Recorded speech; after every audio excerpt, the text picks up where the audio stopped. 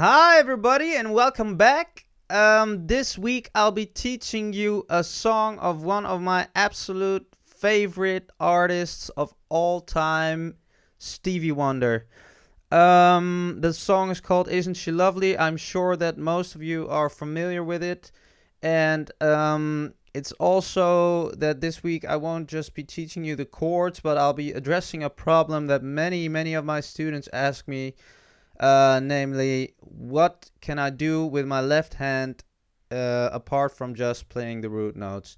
Thing I did, I listened to the original recording and tried to simulate the bass line, because when we're playing pop music, your right hand provides harmonies and maybe a fill here and there or a melodic thing, but mainly addressing chords, of course, in combination with the left hand.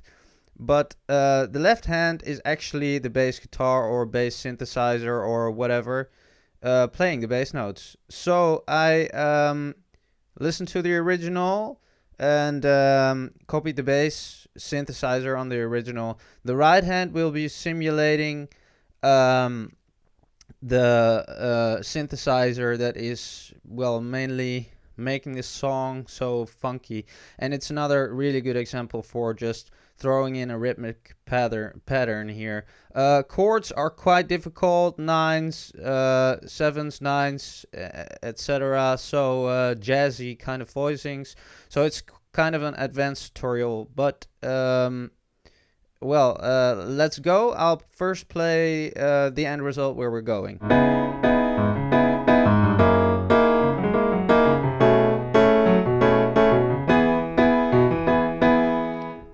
Okay. This is the intro, the verse, the part where he plays the harmonica solo, and if you're interested in learning more of the song, then get over to my website, place a request, a comment, and I'll show you the rest of the chords. But let's start here. I'll first explain the chords, because what the left hand does is play a bass line just around the root notes and staying in key. First chord is C sharp minor 7 with a 9. This would be your regular. So just to be clear, we're first taking a look at the right hand, and I'll provide just root notes with my left hand so you hear the harmony, because the right hand actually never plays the root note. That's because there are 7s and 9s and so on, and then you can leave out the root note. That's theory. Won't go into detail too much here. If you want to learn more about that, then get over to my website and join my course. My course followers probably know this if they're in the more advanced stages. Okay, so the first chord, C sharp minor, add a 7, which is a B, and a D sharp, which is the 9. And then we're gonna reposition the notes, choose another inversion. So I put that E on top there, then I invert it one more time, and this is the voicing we're using. Yes, so it's important that you first learn the chord voicings for the right hand. C sharp. Next chord is F sharp. With a 7, a 9, and a 13, so that's a really jazzy kind of voicing. But actually, if you look at how to play it, it's not that difficult, because you just move your thumb down a half a step. But I want to explain what we're doing here. This would be your regular, because the relationships of the notes change, of course, in regard to the bass note. So this is your regular F sharp, and then we add a 7, would be an E, then a 9, a G sharp, and then a 13, which is the same note as the 6. Then we're gonna reposition again, so we take that, put it down here. We can leave out the 5 as well once there are so many extension notes in the chord. So that's why we're leaving out the 5 here. play the third and leave out the root as well. That's the voicing. Really jazzy, as you can hear. Next chord. So just to be clear, A sharp, D sharp, E, G sharp. Yeah? Play wise, not that difficult because, well, as said, only move your thumb down one note, but now you know the relationships of the note in regard to the root note. Next chord is a B sus chord, and a sus chord can mean a couple of different things, but well, as you might know, this is a regular B. This would be a B sus 2, so sus 2 is no third but a second. This would be a sus 4, that's a no third but a fourth. But if the chord symbol says B sus, just sus, that either means a 7, a 9, and an 11, or you could take a look at it as playing the triad of a whole step down. This is a B chord. A whole step down would be an A, so that's an A chord over B. But sus could also mean then the major 7th added of that chord. So this is A major 7 over B. Again, really, really heavy jazz voicing because we have a 7, a 9, an 11, and a 13 again. Sus, B sus. Yes. Onto an E. This is a regular E. Invert it one time and another time. So this is the voicing we're using. So okay.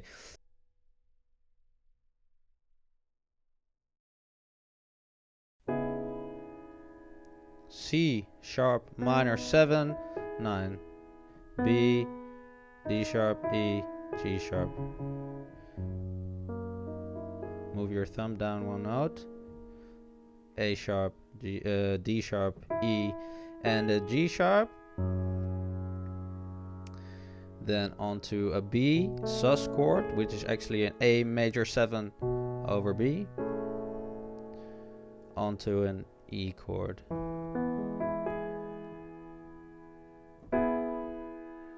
Yeah. Okay. Then we go add rhythm to the right hand.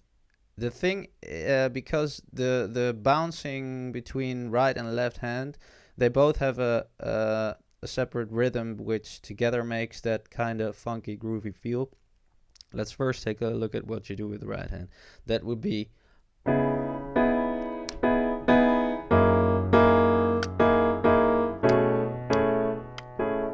sorry. Again.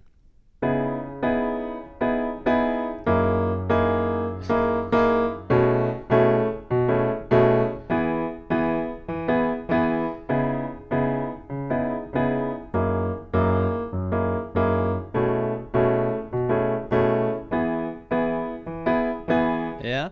So the second half I started playing eighth beats or quarter beats. I'm sorry, 1, 2, yeah, quarter beats with my left hand, just to indicate where the accents fall with your right hand. It's ba ba ba ba ba ba da da da da da da da. All right. So I suggest you practice that first. Actually, try and practice what I do. So keeping the beat with your left hand, just playing the root notes, and then adding that rhythm. Because the next step is gonna be really, really hard. So if you want to learn how to play this song but cannot manage the left hand, because as said, it's very hard. Sounds good as well, right?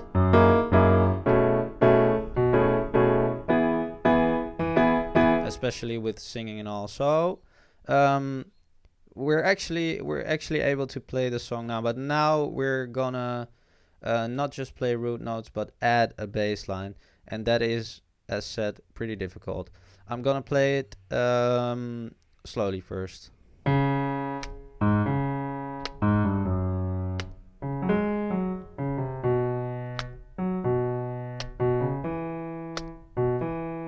So is D, C sharp. Do. So what I'm doing, what he does as well, is go from the root, 5 root, because that is the 5 of the 5th. Boom, boom, boom, boom, boom, boom.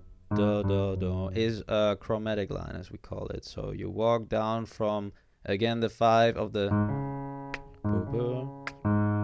There's the 5 of the C sharp chord, boom, boom, boom, onto the next chord. So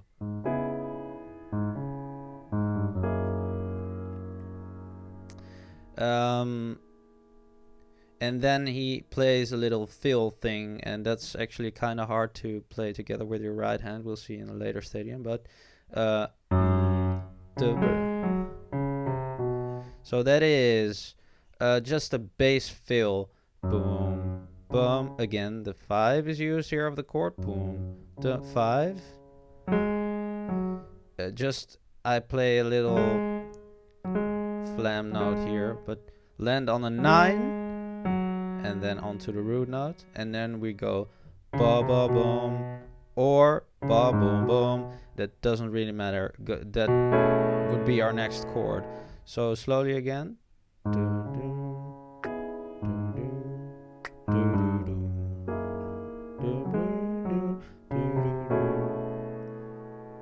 Then we are at B.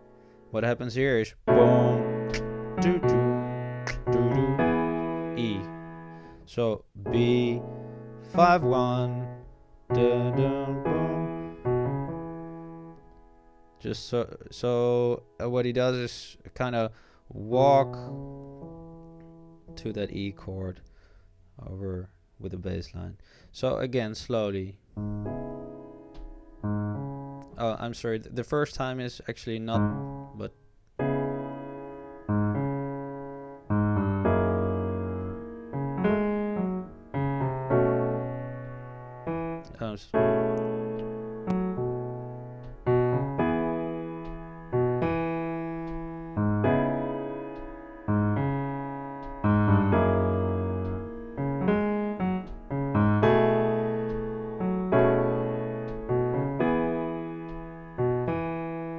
Okay, so there you have your bass line, right?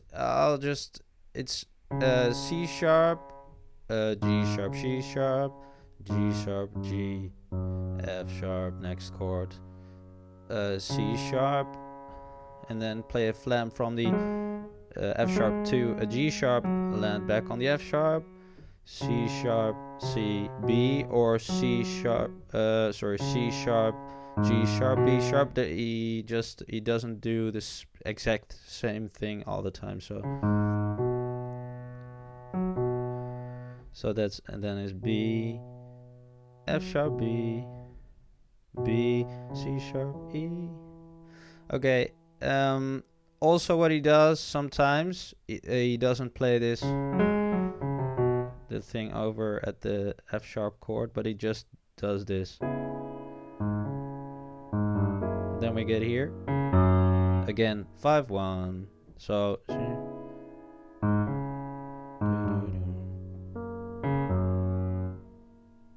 yeah, then to B. Or he kind of he hasn't gotten how do you say this, a thing that he repeats over and over exactly the same all the time. He changes, but the thing is just keeping that rhythm going, and I hope you can learn something in regard to which notes are usable. 5, so if we're using an F sharp chord, the 5 is a C sharp. 5s are very usable in the bass. You see that is done a lot, because here from 5 to 1, 5 to 1, 5 to 1, because from the B this is the 5. 5 to 1 again. So keeping that rhythm, using a 5, and okay, then the hardest step, putting it together. That's really tough. I suggest keeping skipping back to the beginning of the video and looking at the rhythm for the right hand, practice, practice, practice, practice, then go to the left hand, practice, practice even more. Once you're able to play it with your eyes closed while you're phoning your friend on the other end and eating your lunch at the same time, I'm just kidding. You know, you have to you be able to dream it without actually thinking about it. Then put them together slowly at first, and then get to yeah. So okay, that's it. I hope you had fun. If you want to learn the rest of the chords, I could show you. If you get over to my website, join our community, and then leave a comment, or leave a comment here at YouTube. I hope you learned something from this. It's a great song, of course. Try and sing with it. Very challenging, but a classic. And many lessons actually in one song. Extension notes, patterns, rhythms, combining right and left, and hopefully addressing the problem that many students of mine have, asking what to do with my left hand. Well, listen to the original of a song and try to figure out what the bass player does. Copy that, and you see, you have a great piano part. Okay, have fun with it, and I will see you next time. Thanks for watching. Thanks, bye bye.